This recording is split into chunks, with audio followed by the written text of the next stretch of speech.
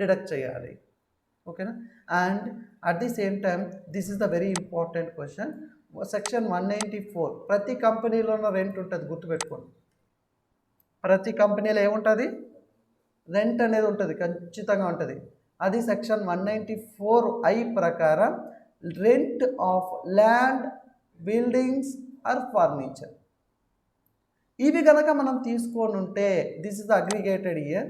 ఒక సంవత్సరంలో 2,40,000కి కనుక మించితే 2,40,000 కనుక మనకు మించితే కనుక 10% మనం డిడక్ట్ చేయాలి. ఓకేనా. అలాగే మనకి rent of plant and machinery. ఏంది ప్లాంట్ అండ్ మిషనరీకి ఇది రెండు ఒకటే కదా రెంట్ అనుకోవచ్చు.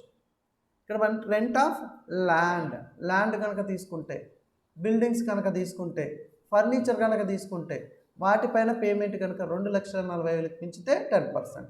అదే rent and plant and machinery. Plant అంటే ఏంటి, మనం ఏదైనా ఒక ప్రోడక్ట్ని మ్యానుఫ్యాక్చర్ చేయాలంటే మనకి అక్కడ ప్లాంట్ అనేది మిషన్, అంటే ఆ యొక్క ల్యాండ్ అనేది అవసరం. అలాగే మిషనరీ అనేది కూడా అవసరం. ఈ రెండింటినీ కనుక మనం తీసుకుంటే వాటిపైన 2% డిడక్ట్ చేయాలి, కంపెనీ అయినా ఇండివిజువల్ అయినా. That is the section is 194I. గుర్తుపెట్టుకోండి, ఈ సెక్షన్ అనేది 100% అడుగుతారు ఇంటర్వ్యూలో. వాళ్ళ అమౌంట్ని మనం డిడక్ట్ చేయాలి. సపోజ్ మీరు నాకు ఇచ్చారనుకున్నమ్మా, మీరు నాకు ఇచ్చారు, ఏది రెంట్కి ఇచ్చారు, మిషనరీ కానీ లేదంటే బిల్డింగ్ కానీ రెంట్కి ఇచ్చారు. బిల్డింగ్ ఇచ్చారనుకోండి, బిల్డింగ్ రెంట్కి ఇచ్చినప్పుడు నేను ఎవ్రీ మంత్ నేను ఏం చేస్తానంటే ఒక 2,50,000 పే చేస్తాను. నాకు ఇక్కడ ఎంత స్లాబ్ ఉన్నది, 2,40,000కి మించి కనుక ఉంటే ఎంత డిడక్ట్ చేయాలి, 10% డిడక్ట్ చేయాలి.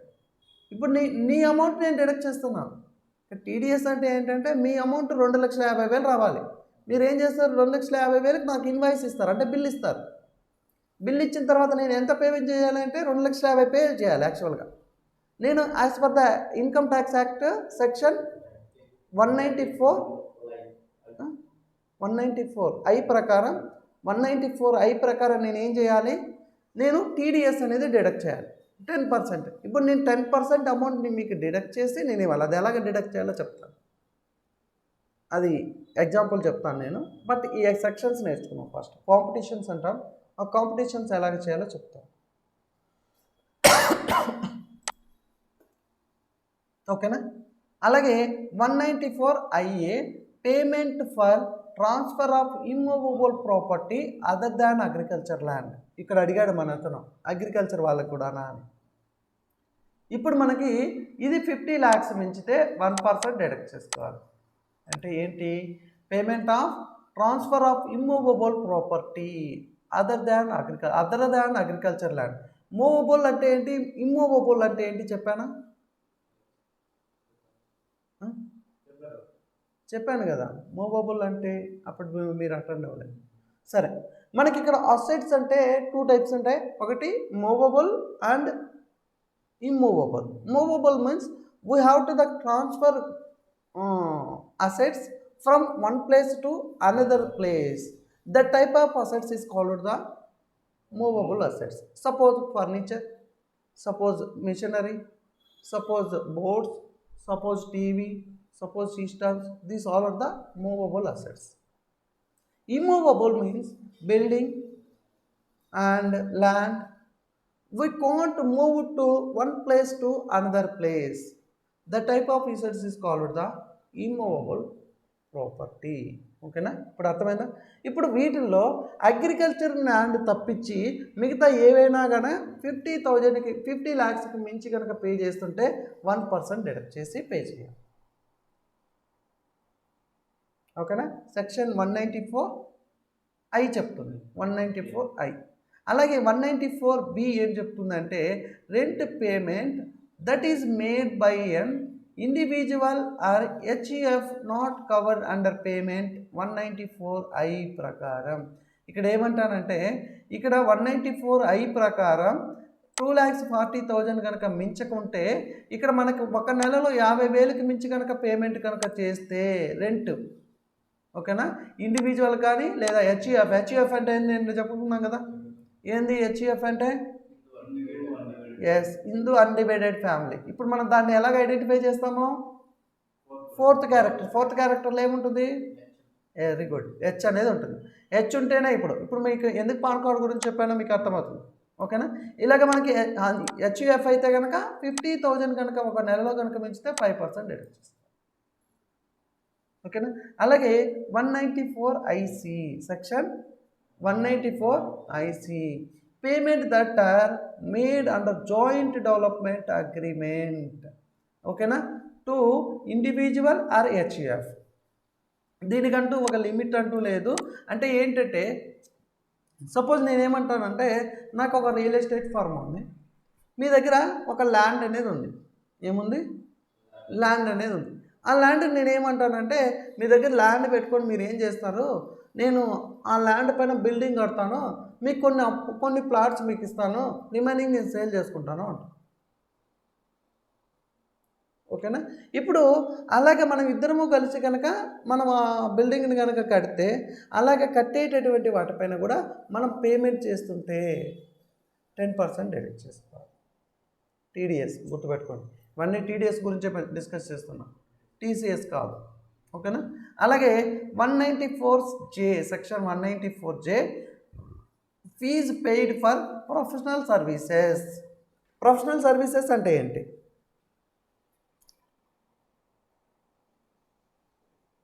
ఇప్పుడు సపోజ్ నేనేమంటానంటే నాకు ఒక కంపెనీ ఉంది, ఆ యొక్క కంపెనీలో లేదంటే ఒక కాలేజ్ ఉంది, ఆ యొక్క కాలేజీలో ఏంటంటే నాకు గెస్ట్ లెక్చర్ని తీసుకొచ్చాను. ఎందుకు తీసుకొచ్చాను?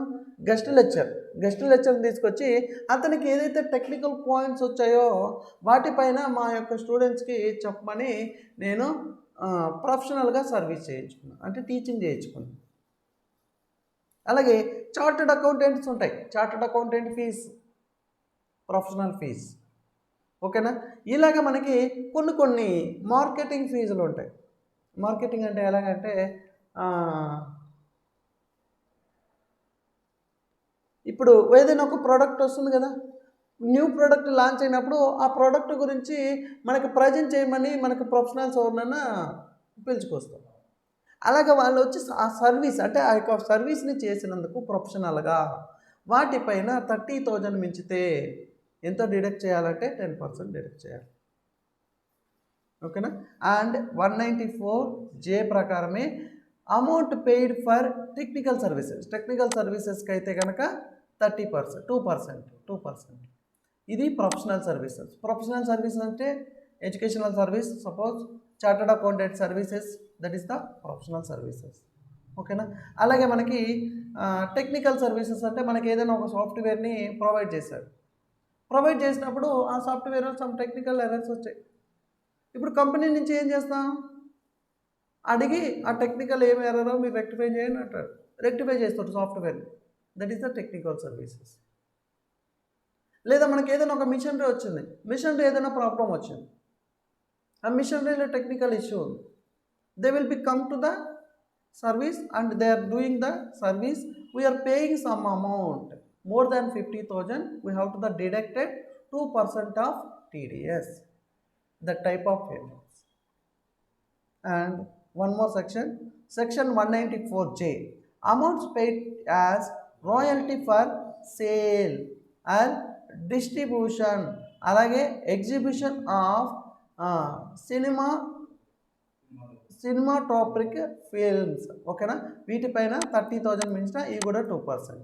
ఇక్కడ చూడండి 194J ప్రకారం మీరు ఇక్కడ ఎలా గుర్తుపెట్టుకుంటే 2% ఏవేవి ఉన్నాయో గుర్తుపెట్టచ్చు. ఇవి రెండు కూడా ఒకే, టెక్నికల్ సర్వీసెస్ అండ్ సినిమాగ్రాఫిక్ 2% డైరెక్ట్ చేయాలి. అలాగే 10% అన్నాం అనుకోండి, 194J ప్రకారం 10% ప్రొఫెషనల్ సర్వీసెస్ పైన మోర్ దాన్ 30,000 మించితే 10%. అలాగే గుర్తుపెట్టుకోండి, కొంచెం ఈజీగా ఉంటుంది. ఓకేనా? అలాగే మనకి సెక్షన్ 194K. ఓకేనా? Payment of income for units of A mutual fund, for example dividends అయినా మ్యూచువల్ ఫండ్స్ అయినా 5,000 మించితే 10% డిడక్ట్ చేస్తుంది. ఓకేనా? అలాగే మనకి 194LA section 194LA payment made for compensation for acquiring certain immovable property 2,50,000 కనుక మించితే 10%, 10% ఓకేనా. Company and non company also. ఓకేనా. ఏంటి ఇక్కడ కాంపెన్సేషన్ అంటే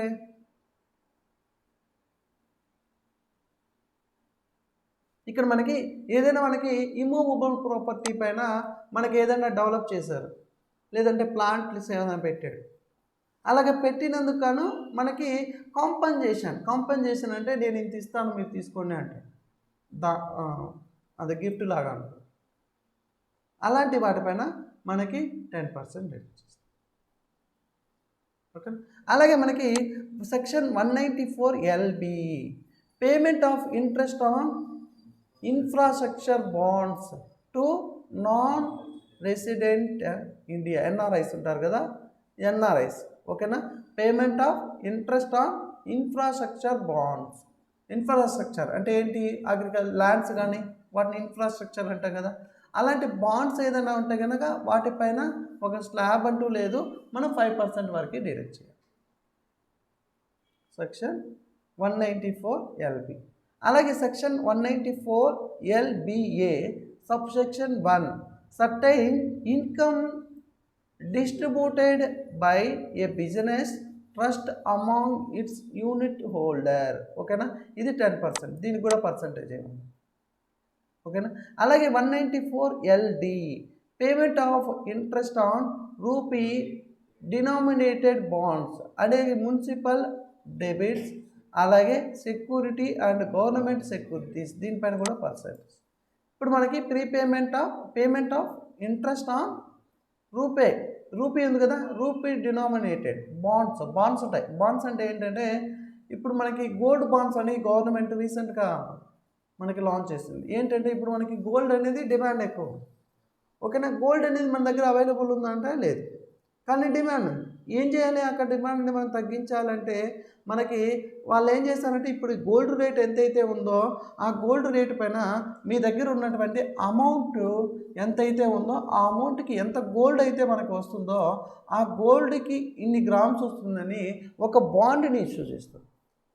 ఇప్పుడు 1 lakh రూపీ అనుకున్నాం, 1 lakh రూపీ పైన మనకి ఒక 10 grams వస్తాయి అనుకున్నాం. గోల్డ్ 10 grams వస్తుంది అంటే ఆ 10 grams వాల్యూ మీదికి ఈ యొక్క వాల్యూకి మీ యొక్క బాండ్ వాల్యూ ఇంత.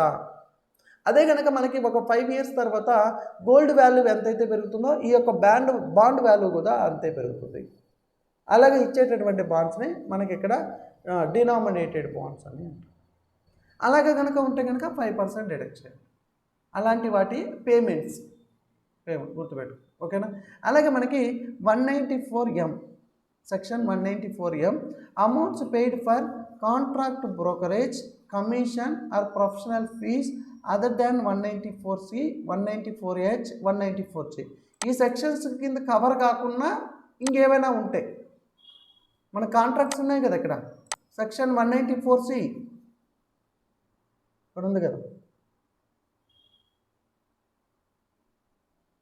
ఇక్కడ కాంట్రాక్ట్స్ అంటే వీటి కింద కవర్ కాకుండా ఓకేనా రిమైనింగ్ ఏమైనా ఉంటే వాటిని ఓకేనా వాటిని మనం ఏం చేయాలి, 50 lakhs కనుక మించితే మనకి 5% డిడక్ట్ చేసుకోవాలి. అంటే ఆ కాంట్రాక్ట్స్ కానీ సబ్ కాంట్రాక్ట్స్ ఆ సెక్షన్స్ కింద కవర్ కానివి. ఓకేనా. అలాగే 194N in case cash withdrawal over certain amount takes place from the bank and ITR is filed. ITR file చేసి ₹1,00,00,000 కనుక మించి మనం కనుక విత్డ్రా చేస్తుంటే వాటిపైన కూడా 2% డిడక్ట్ చేస్తుంది మనం ఇచ్చిన డబ్బుల పైన. మన డబ్బులు డ్రా చేసుకోవాలన్నా మళ్ళీ 2% బ్యాంకుల్లో కూడా. ఐటీఆర్ ఫైల్ చేసిండాలి. ఐటీఆర్ ఫైల్ చేసింటే అప్పుడు మనకి ఇప్పుడు మనకి ఒక కొన్ని ఉన్నాయి. ఇప్పుడు మనకి ఎవరీ బ్యాంకులో ఏటీఎంలో చూడండి పర్ డేకి 20,000 ఏమో వస్తుంది, ఒక్కసారికి 10,000 వస్తుంది. 10,000 వస్తుంది, మోర్ దాన్ రాదు. 10,000 2 సార్లు తీసుకోవాలి అంతే, మోర్ దాన్ ఇంతకుముందు ఎంత ₹1,00,000 కొడితే వచ్చేస్తుంది, ఇప్పుడు రాదు, లిమిట్ చేసేసారు. ఇప్పుడు మళ్ళీ కనుక దానికి ఓవర్ లిమిట్ కనుక అయిపోయిందంటే మళ్ళీ బ్యాంకులకు వెళ్ళి తీసుకోవాలి. మీరు 50,000 లక్ష రూపాయలు అనుకుంటున్నాను, లక్ష రూపాయలు మించింది అనుకోండి, 50,000నా, 50,000 కనుక మించింది అనుకోండి, మళ్ళీ మీరు పాన్ కార్డ్ సబ్మిట్ చేసి విత్డ్రా చేసుకోవాలి మీ డబ్బుల్ని.